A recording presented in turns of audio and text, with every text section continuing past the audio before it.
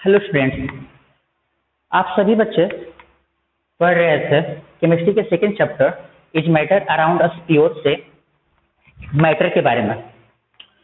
जैसा कि आप लोगों ने देखा कि पहले चैप्टर से आपका जो मैटर को लेकर जो एक जर्नी जो शुरू हुआ था वो अब यहाँ तक पहुँच चुका है कि हमने मैटर को क्लासिफाई कर लिया। हमने यह भी समझा कि मैटर को किस बेसिस पर हम क्लासिफाई कर सकते हैं, यानी कि उनके बीच का क्या डिफरेंस है प्रॉपर्टीज को लेकर के या क्या सिमिलरिटी है। साथ ही आप लोगों ने यह भी समझा कि जब हम मैटर को क्लासिफाई करते हैं एक से दो ग्रुप में, तब उनका क्लासिफिकेशन जो होता है कैसे आगे की ओर बढ़ता चला जाता है, यानी कि कैसे नए नए प्रॉपर्टीज आते चले जाते हैं और उनको भी हम डिफ्रेंशिएट करते चले जाते हैं दो ग्रुपों में। जो नया ग्रुप बनता है फिर उसको भी हम डिफ्रेंशिएट कर देते हैं दो ग्रुपों में। यानी कि हम यहाँ पर मैटर से रिलेटेड जो अलग अलग जो होता है प्रॉपर्टी उसके बारे में समझ रहे थे। लास्ट वीडियो आपका जो था उसमें आप लोगों ने देखा था कि एलिमेंट जो होते हैं कंपाउंड और मिक्सचर, उनका फर्दर क्लासिफिकेशन कैसे होता है। आप लोगों ने एलिमेंट के बारे में और एलिमेंट के जो अलग अलग जो होते हैं टाइप्स, यानी कि एलिमेंट का क्लासिफिकेशन जो हम करते हैं एलिमेंट्स का, और जो हमें मेटल नॉन मेटल मेटालाइट प्राप्त होता है उसके बारे में आपने थोड़ा थोड़ा इंट्रोडक्शन प्राप्त किया था। मैंने कहा था कि आपको मैं डिफरेंस करके बता दूंगा, तो डिफरेंस करने का काम आपका रहेगा होमवर्क के रूप में। मेरा काम है कि मैं दोनों के बारे में डिटेल में बता देता हूँ आज, ठीक है, क्योंकि डिफरेंस में कर दूंगा तो फिर आप लोग उसको समझ करके कर लोगे खुद से। लेकिन अगर मैं मान लेता हूँ कि मैं यहाँ पर आपको बता देता हूँ दोनों का डिटेल में कैरेक्टरिस्टिक्स और फिर उसके बेसिस पर मैं डिफरेंस करने को देता हूँ, तब थोड़ा वर्क करने में मजा आएगा आप लोगों को, नहीं तो फिर से हम कॉपी कर लोगे। तो देखिए आपको दिया गया है प्रॉपर्टीज ऑफ मेटल्स, यानी मेटल जो होते हैं ना वो किस प्रकार का प्रॉपर्टी शो करते हैं। मेटल्स के बारे में तो आप लोग सुन लिए थे। तो मेटल्स जो होते हैं ना वो अपने साथ में जिस तरह के प्रॉपर्टीज को दिखाते हैं उनमें सबसे पहला क्या है कि मेटल्स आर मैलिएबल।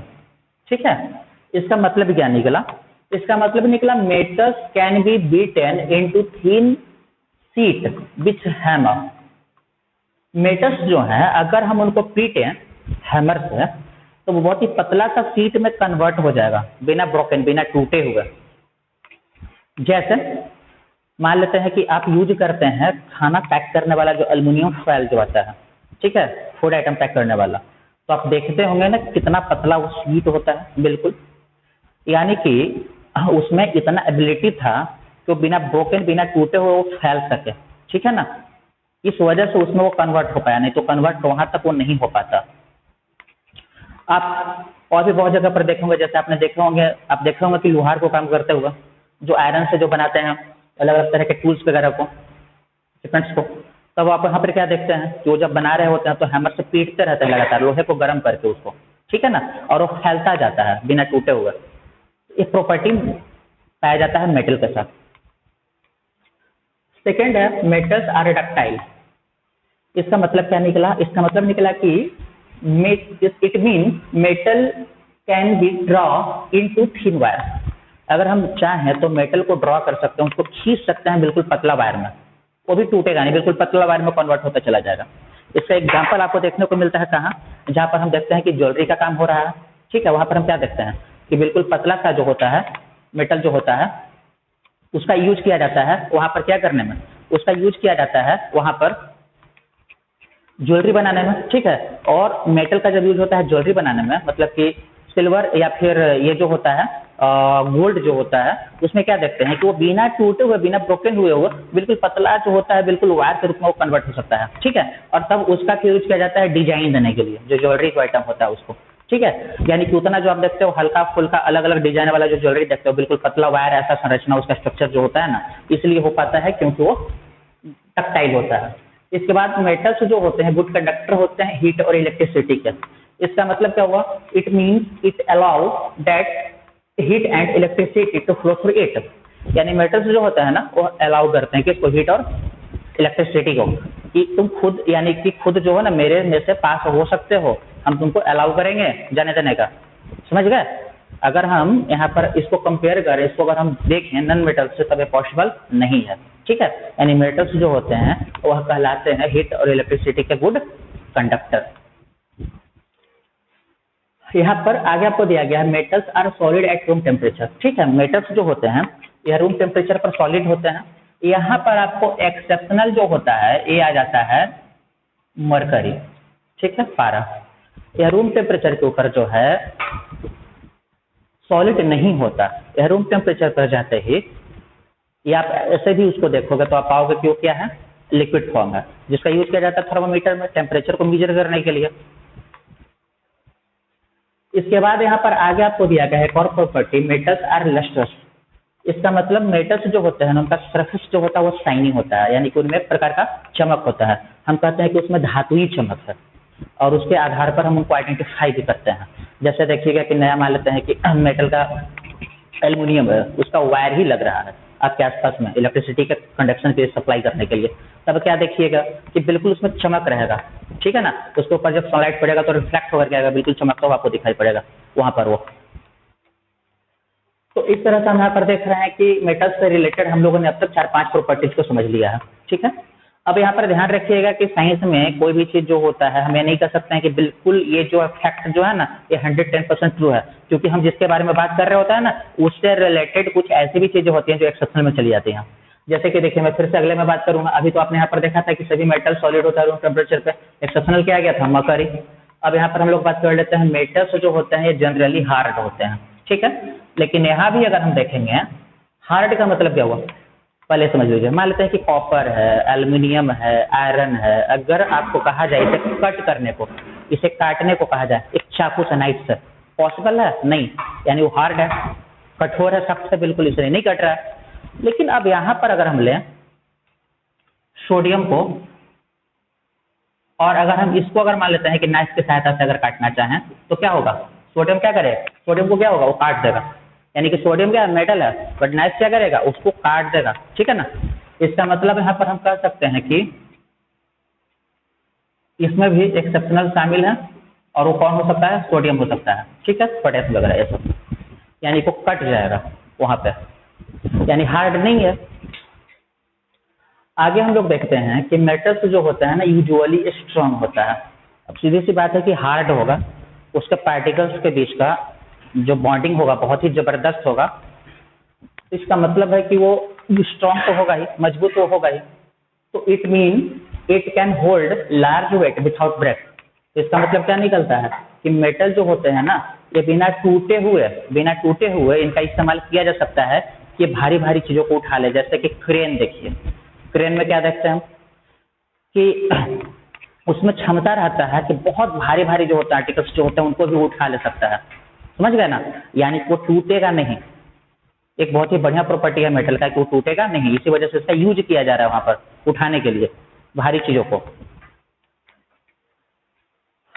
इसके बाद यहाँ पर हम देख रहे हैं कि नेक्स्ट है कि मेटल्स के पास में हाई मेल्टिंग और बॉइलिंग पॉइंट होता है। हाई मेल्टिंग और बॉइलिंग पॉइंट का मतलब है कि मेटल्स जो है ना उनको अगर हम मेल्ट करना चाहते हैं, तो अभी तो आपने सुना कि मेटल्स यूजुअली क्या होते हैं, तो सॉलिड स्टेट में होते हैं, यानी कि हम उनको सॉलिड से ले जाना चाहते हैं, लिक्विड में मेल्ट करने का मतलब है। तो अगर आप सॉलिड से लिक्विड में ले जाना चाह रहे हो तो यानी कि आप क्या कर रहे हो, आप कर रहे हो वहां पर ट्रांसफॉर्मेशन ऑफ मैटर, यानी मैटर के फॉर्म को आप चेंज कर रहे हो। वो सॉलिड था वो लिक्विड में जा रहा है, तो मैटर के फॉर्म को चेंज करना है तो आप वर्क कर रहे हो, वहां पे एनर्जी चाहिए, ठीक है ना। क्यों चाहिए, क्योंकि पहले से सॉलिड के पार्टिकल्स के बीच का बॉन्डिंग बहुत मजबूत था, बिल्कुल मजबूत इंटर पार्टिकल फोर्स काम कर रहा था, बिल्कुल बांध के रखे हुआ था। अब आप उसको दूर करना चाहते हो ताकि वो लिक्विड स्टेट में आ सके, तो इसके लिए आपको वहां पर क्या करना पड़ेगा, हीट एनर्जी बहुत ज्यादा सप्लाई करना पड़ेगा। इस वजह से मेटल्स जो होते हैं ना उनका देखते हैं कि मेल्टिंग पॉइंट बहुत ज्यादा होता है, और मेल्टिंग पॉइंट जब ज्यादा हो तो बॉइलिंग पॉइंट तो ज्यादा होगा ही, वो तो सीधी बात है। तो यहाँ पर मेटल्स जो होंगे उनका बॉइलिंग पॉइंट और मेल्टिंग पॉइंट ज्यादा होगा, ठीक है। इसके बाद नेक्स्ट हम क्या देख रहे हैं कि मेटल्स जो होते हैं इनका डेंसिटी हाई होता है, ठीक है ना। Means metals are heavy substances. Density ज्यादा होने का मतलब क्या है, मतलब है कि पार्टिकल्स जो होंगे ना, एक अगर एक यूनिट एरिया की बात करते हैं तो उसमें पार्टिकल्स जो होंगे उनका संख्या बहुत बहुत बहुत ज्यादा होगा, बिल्कुल क्लोजेस्ट, बिल्कुल डेंस घने रूप से एग्जिस्ट करेंगे। इस प्रकार से मेटल्स जो होते हैं वो अपना हाई डेंसिटी वाला प्रॉपर्टी शो करता है। इसके बाद हम देख रहे हैं कि मेटल्स जो होता है सोनरस होता है, ठीक है। यानी कि अगर हम मेटल्स पे चोट करेंगे ना तो वहां से धातुई आवाज आएगा। जैसे कि आपके स्कूल में जो बेल लगता है, घंटी, क्या देखते हो, बिल्कुल एक टन से का आवाज जाता है, ठीक है। अगर आप अपने साइकिल का घंटी बजाते हो बेल, क्या देखते हो, बिल्कुल एक आपको कंपन वहां से प्रोड्यूस होता है और फिर आपको आवाज सुनाई पड़ता है, बिल्कुल, ठीक है ना, एक झंझनाहट ऐसा आता है। ये मेटल से ही पॉसिबल है। ठीक है ना, यानी मेटल्स जो होता है सनरस होते हैं, धातुई आवाज यहाँ से आता है, नॉन मेटल के साथ ऐसा नहीं होगा। इसके बाद नेक्स्ट हम यहाँ पर क्या देख रहे हैं कि मेटल्स हैव यूजुअली सिल्वर और ग्रे कलर। बहुत इंपॉर्टेंट है कि मेटल्स जो होते हैं ना उनके पास ज्यादातर हम क्या देखते हैं कि सिल्वर या ग्रे कलर होता है सामान्यतः, उनका अपना कलर जिसके ऊपर हम आइडेंटिफाई कर सकते हैं कि वो मेटल है। बट ये भी एक्सेप्शनल है, ये भी याद रखिएगा। कुछ नॉन मेटल जो होते हैं ना वो भी इस प्रकार के कलर अपने साथ रखते हैं, ठीक है। तो इस तरह से कह सकते हैं कुछ एक्सेप्शनल को अगर छोड़ दें तो मेटल्स जो होते हैं वो इतने प्रॉपर्टीज को शो करते हैं या इतने प्रॉपर्टीज के साथ यहाँ पर एग्जिस्ट करते हैं, जिसमें आप अभी देख रहे थे क्या क्या था, मेलेबिलिटी था, डक्टिलिटी है, इसके बाद यहाँ पर कंडक्शन है हीट और इलेक्ट्रिसिटी का, इसके बाद यहाँ पर हम देख रहे हैं उसका रूम टेम्परेचर के ऊपर फिजिकल स्टेट है, इसके बाद हम लस्टरनेस उसमें देख रहे हैं, हार्डनेस है, इसके बाद स्ट्रॉन्ग होता है या नहीं होता है उससे रिलेटेड है, इसके बाद मेल्टिंग और बॉइलिंग पॉइंट है, डेंसिटी है, इसके बाद सोनरिटी है, और साथ में क्या देख रहे हैं कि उसका कलर, यानी कि ये सारे बन गए मेटल के अपने प्रॉपर्टीज। अब हम समझेंगे नॉन मेटल के प्रॉपर्टीज को, और जब आप दोनों समझ लोगे तो फिर आपका काम रहेगा उसको डिफ्रेंशिएट कर लेना या फिर कैरेक्टरिस्टिक से डिफरेंस करना उनका टेबुलर फॉर्म में। उसके बाद फिर हम लोग कंपाउंड के बारे में पढ़ लेंगे, ठीक है। कंपाउंड क्या होता है, उसके क्या टाइप्स होते हैं, मिक्सचर के बारे में थोड़ा समझ लेंगे, फिर मिक्सचर में हम लोग आगे समझेंगे होमोजेनस हेटेरोजेनस वगैरह जो होता है उसके बीच के डिफरेंसेज के बारे में, फिर हम लोग समझेंगे सस्पेंशन सॉल्यूशन और ये जो होता है फ्लूइड्स उसके बीच के डिफरेंसेज के बारे में, फिर खत्म हो जाएगा यहाँ पे पहला यूनिट। सेकंड में जाएंगे तो फिर हम लोग सेपरेशन पढ़ेंगे। तो आगे एक दो वीडियो आपका जो मिलेगा, 2 वीडियो या हो सकता है 3 वीडियो ही चला जाए, अगर लंबा खींचे तो उसको और ज्यादा डिप करने में 3 वीडियो में आपका पहला यूनिट पूरा खत्म हो जाएगा, फिर 1 यूनिट और रह जाएगा। तो आगे आपको दिया गया है समझने के लिए properties of non metal. Non metal जो होता है इनके साथ प्रॉपर्टी क्या होता है। सबसे पहले नॉन मेटल्स जो होते हैं ना मैलेबल नहीं होते, इसको हमेशा ध्यान रखिएगा। जैसे मान लेते हैं सल्फर है, आप चाहिए तो उसको हम पीट करके, सल्फर तो आप लोग जानते होंगे ना, गंधक येलो कलर का जो दुकान में मिल जाता है आसानी से।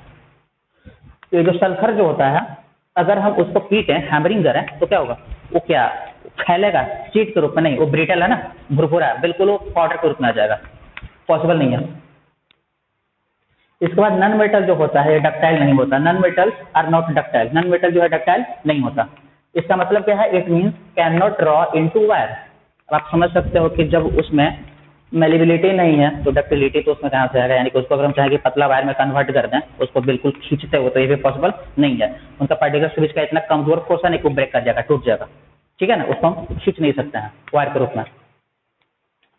नॉन मेटल जो होते हैं बैड कंडक्टर होता है हीट और इलेक्ट्रिसिटी का। इसका मतलब है कि it means it doesn't allow heat and electricity to flow through it, यानी कि यहाँ पर हम देखते हैं कि नॉन मेटल्स जो होते हैं वो हीट और इलेक्ट्रिसिटी को अलाउ नहीं करते हैं कि तुम मेरे से होकर पास हो, ठीक है ना, उसको नहीं अलाउ करता है, तो हीट और इलेक्ट्रिसिटी का कंडक्शन नहीं होगा, याद रखिएगा इस चीज को, ठीक है।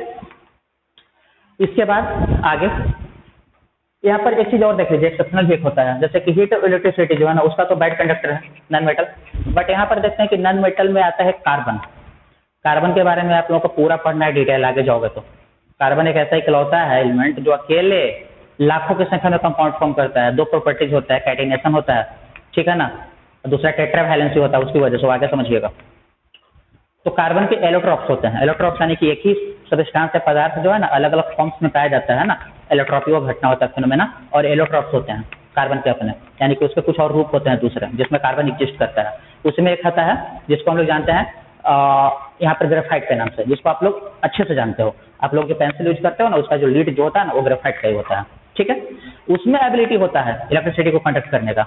अगर कोई कहे कि नॉन मेटल है, इसको हम यहाँ जो होता है लगा देंगे, इलेक्ट्रिसिटी जो सप्लाई जहाँ से हो रहा है उसको हम स्विच ऑन करके टच करेंगे, बहुत जबरदस्त करंट मारेगा, यानी कि इलेक्ट्रिसिटी का कंडक्शन करता है, ध्यान रखिएगा, ठीक है।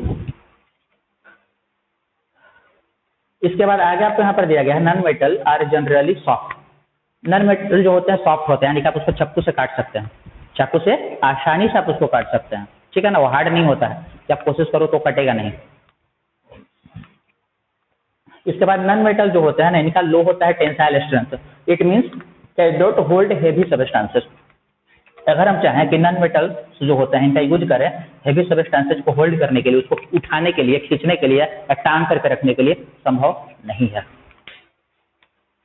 नॉन मेटल जो होते हैं सॉलिड, लिक्विड या गैस होता है रूम टेम्परेचर पर। एक चीज है प्रॉपर्टी जुड़ा हुआ कि नॉन मेटल्स जो होते हैं तीनों फिजिकल स्टेट शो करते हैं, सॉलिड भी, लिक्विड भी, गैसेस भी।